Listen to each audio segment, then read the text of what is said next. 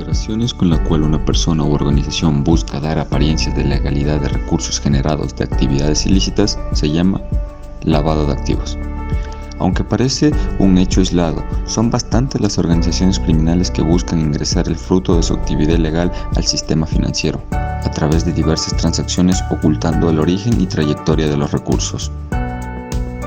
¿En qué puede afectar esto? En que una persona o una empresa, sin saberlo, puede estar siendo utilizado para limpiar esos dineros ilegales, trayéndolos como consecuencia pérdida de imagen, mala reputación, imposibilidad de acceder a los servicios y productos financieros, inclusión en las listas internacionales, bloqueo internacional, pérdida de relaciones comerciales, discontinuidad del negocio, sanciones penales, multas, prisión, extradición, extinción de dominio, sanciones laborales, pérdida de empleo, sanciones administrativas, cierre del negocio, mientras que por el contrario, las consecuencias positivas que le trae el delito de lavado de activos es ninguna. En 2011, las Naciones Unidas consideró que estos delitos llegan al 3% del Producto Interno Bruto Mundial. La buena noticia: prevención del lavado de activos y financiamiento del terrorismo. ¿Qué es el lavado de activos? Es tratar de dar apariencia de legalidad a las actividades ilícitas o a las transacciones y fondos vinculados con estas. También es adquirir, resguardar, invertir, transformar, transportar, custodiar o administrar bienes ilícitos para legalizar las ganancias obtenidas en otras actividades ilícitas. En la mayoría de los países del mundo, esta conducta es considerada delito y también se conoce como lavado de dinero, blanqueo o legitimación de capitales, entre otros. Entre los delitos relacionados con el lavado de activos y financiación del terrorismo están el enriquecimiento ilícito, los delitos contra la administración pública. También son delitos el tráfico de migrantes, la trata de personas, la extorsión, el secuestro extorsivo, la rebelión, el tráfico de armas, los delitos contra el sistema financiero, los delitos productos para el concierto para delinquir y la financiación del terrorismo, y administración de recursos relacionados con actividades terroristas.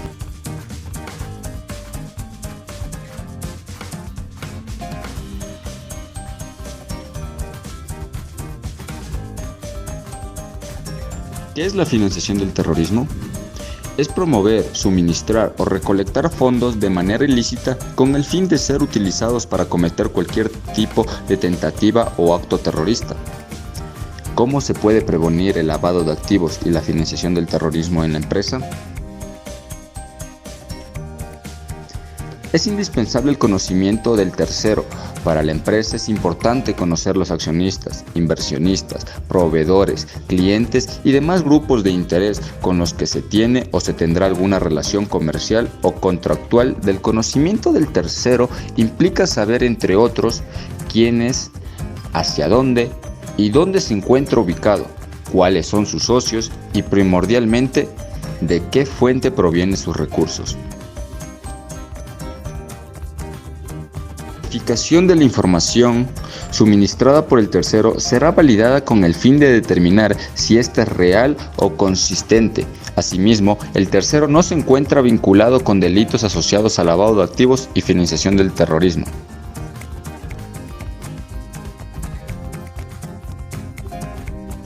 Monitoreo y seguimiento de terceros. Se realizará durante el tiempo que dure la relación con con el fin de evitar situaciones que coloquen en riesgo a la empresa.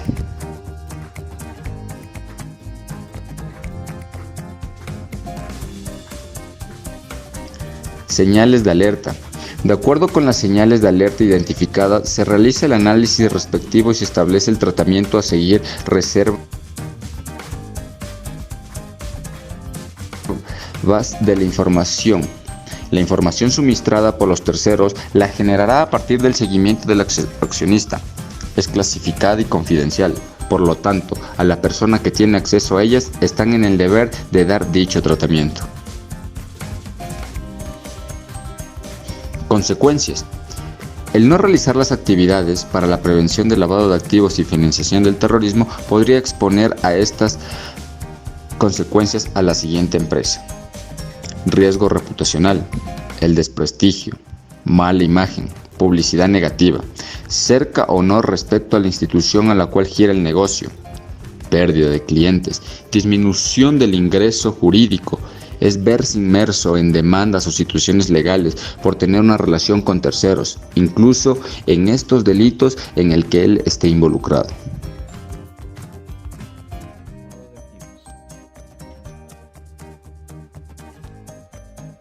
La ubicación geográfica del país lamentablemente representa una desventaja para la prevención del narcotráfico.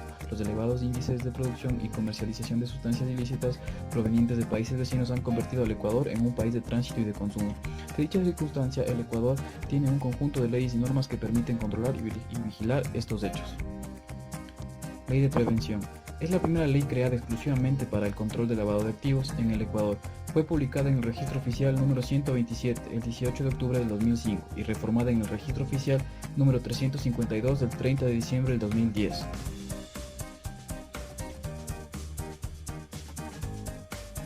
Entidades reguladoras. Las que participan son: 1. Consejo Nacional contra el Lavado de Activos. 2. Unidad de Análisis Financiero, UAF. 3. Fiscalía General del Estado. 4. Servicio de Rentas Internas, SRI. 5. Superintendencia de Bancos. Caso ecuatoriano Copper. En el año 2012, la Fiscalía abrió investigaciones para detectar el lavado de activos a través del sistema de comercio exterior entre Ecuador y Venezuela. Fiscalía pidió autorización judicial para retener $57 millones de compañías que se formaron para este ilícito.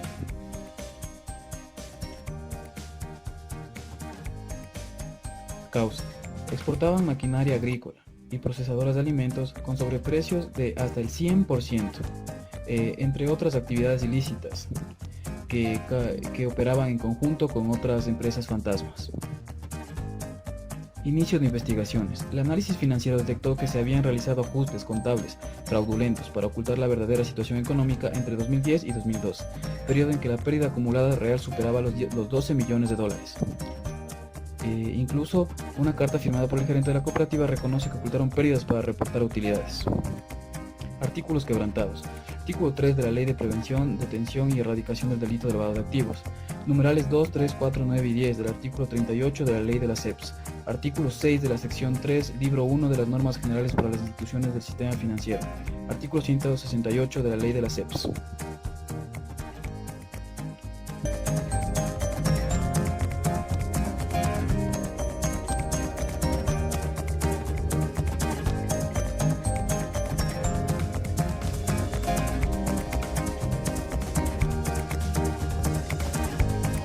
Fue en el mes de noviembre de 1991 cuando por primera vez se incorporó la figura del lavado de dinero en nuestro Código Penal a través del Decreto Legislativo 736, en donde solamente se consideraba como delito de lavado de dinero a lo que hoy se denomina de activos, a las ganancias ilegales provenientes de actividades del tráfico ilícito de drogas. Posteriormente, dicho decreto legislativo fue modificado por 4 ocasiones. La primera, en el 10 de febrero de 1992. Posterior a ello, se da otra modificación el 21 de agosto de 1993. La tercera ocasión de la modificación fue publicada el 17 de diciembre de 1999.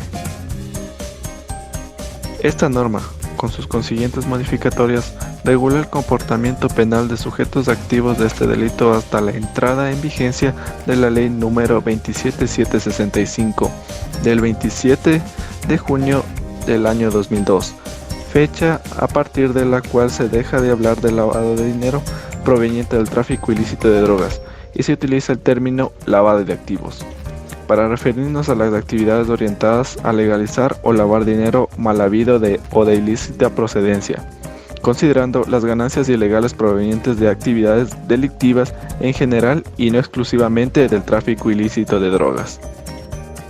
La pregunta central: ¿qué es la unidad de inteligencia financiera? El movimiento de dinero de los corruptos, el lavado de los activos, el tránsito de dinero a través del sistema bancario peruano, por ejemplo, el narcotráfico, La tala ilegal de bosques, el contrabando, la trata de personas son prácticas que pueden ser imputadas. Lamentablemente, solo va a averiguar hasta el 70% del caso. El resto quedará en la opacidad del sigilo bancario, capacidad del secreto bancario y tributario.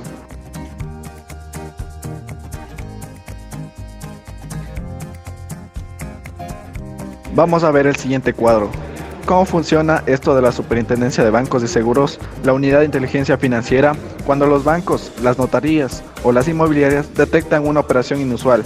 Tienen la obligación de reportar a la unidad financiera para identificar cualquier cosa rara en los movimientos y, si es pertinente, enviar un informe al Ministerio Público de la UDEF. Lamentablemente, solo va a averiguar hasta el 70% del caso. El resto quedará en la opacidad del sigilo bancario, capacidad del secreto bancario y tributario. Esto puede terminar si se le da a la unidad de inteligencia financiera la posibilidad de levantar ambos secretos.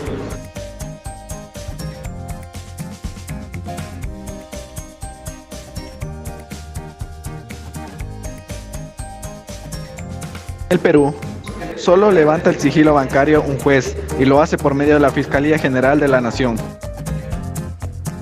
lo cual el proceso de investigación demora una eternidad. En la actualidad, la Unidad de Inteligencia Financiera del Perú es la única que no cuenta con esta facultad en todo el mundo. La Organización para la Cooperación y Desarrollo Económico no mirarán y al reojo el Perú si no hay un compromiso real contra el lavado de activos.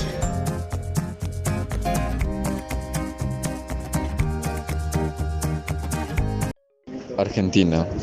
Casos de normatividad y leyes aplicadas.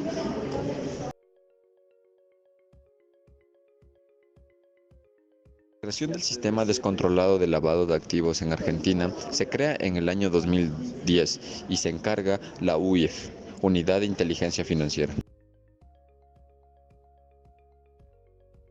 Argentina fue evaluada en 2018 por sus pares del GAFI, Grupo de Análisis Financiero Internacional, debido a esto por los altos índices de lavado de activos que fueron creados en Argentina.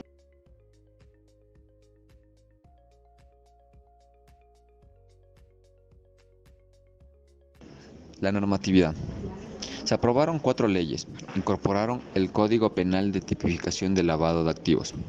También se hizo la creación del Registro Nacional de Bienes Secuestrados y Dominados en el proceso penal.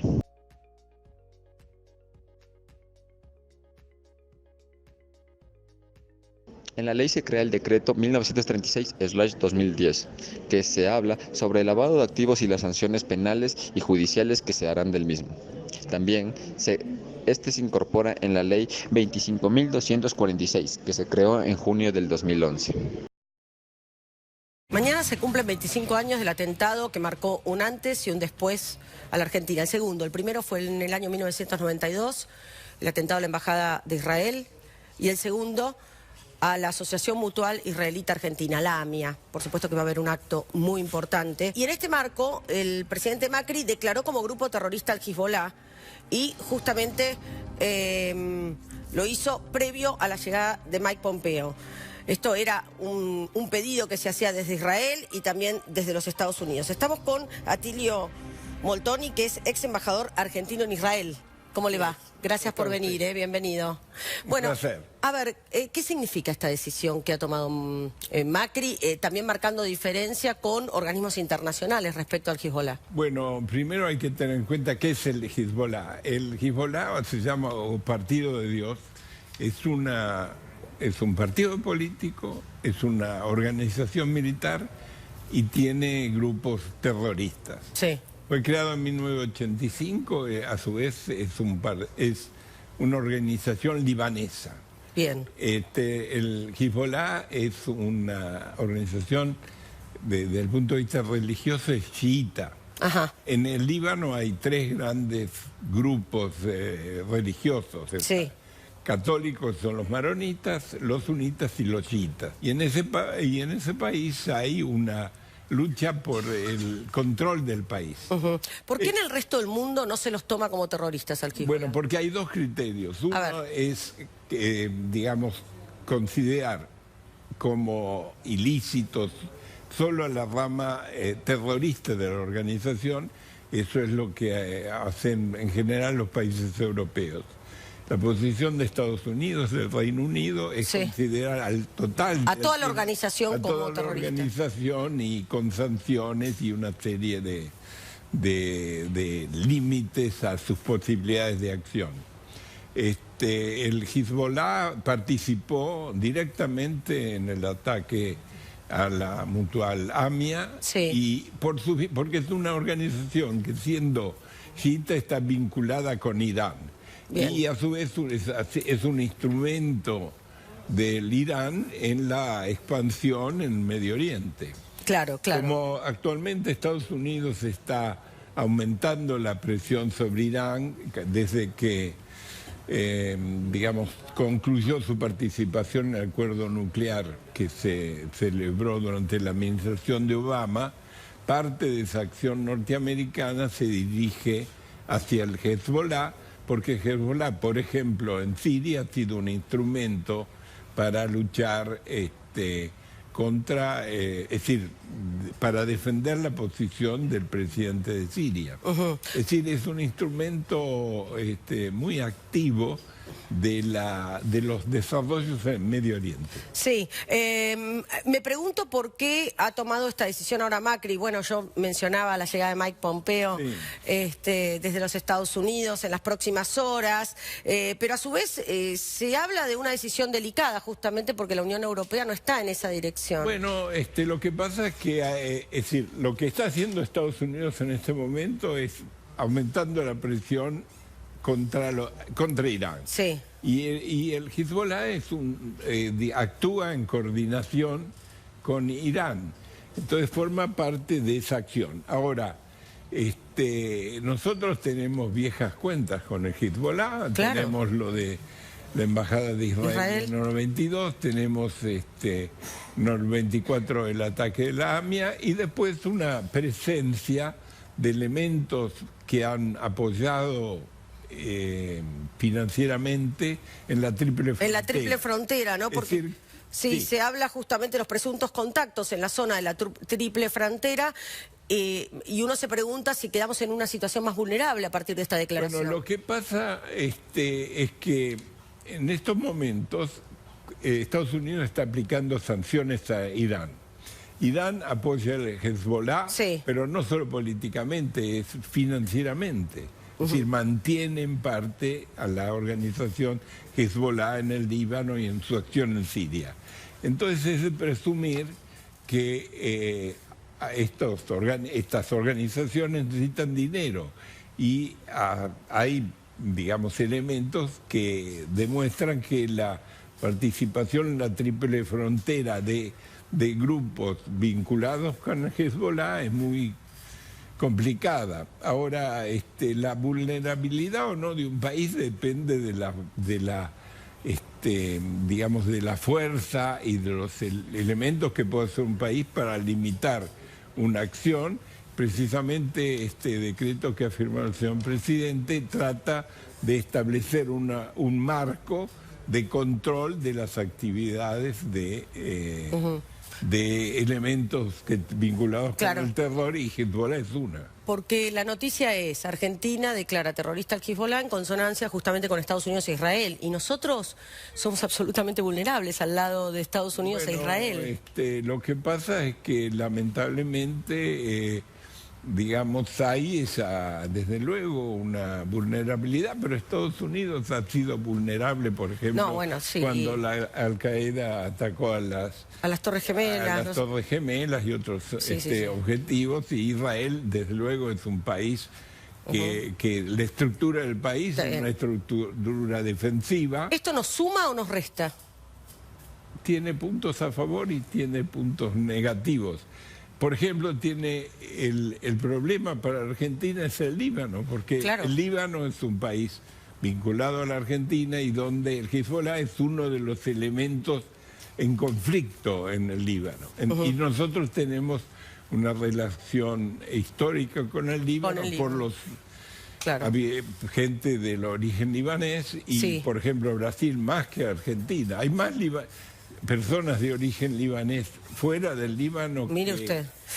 Entonces, claro, ese es el bueno, problema. vamos a seguir muy de cerca, incluso las palabras que pronuncie Macri mañana respecto a esta decisión del día de hoy, como seguramente también se hablará del pacto, el famoso memorándum con Irán, que nunca llegó a concretarse y que generó varias cuestiones judiciales de mucha gravedad. Atilio Monteni, gracias. Muchísimas gracias.